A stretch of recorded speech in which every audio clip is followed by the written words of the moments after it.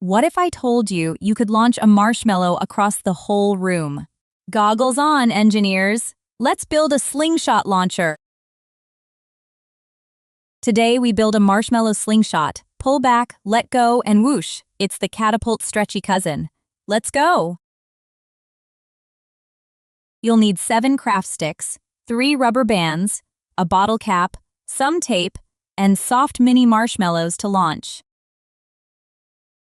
Stack 5 craft sticks together and wrap a rubber band tight around each end. That's your strong, springy frame. Now push 1 stick between the stack to make a V shape. Those are your slingshot arms since Allen Opry Ernst. Tape them steady.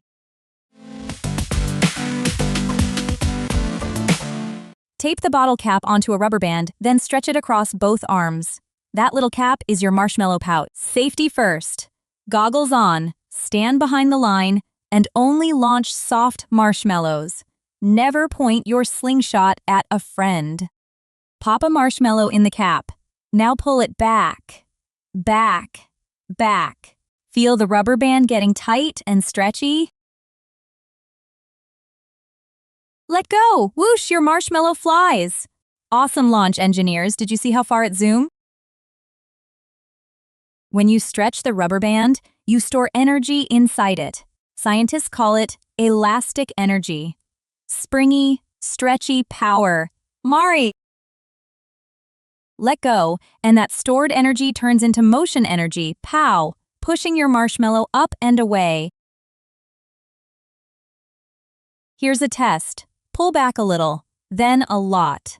More stretch means more energy, means a bigger launch. Real slingshots and even bungee jumps use this same stretchy energy. You're using real physics, engineers. You built a real slingshot launcher. Awesome work! Try aiming at a cup target. See you next build, engineers. Bye!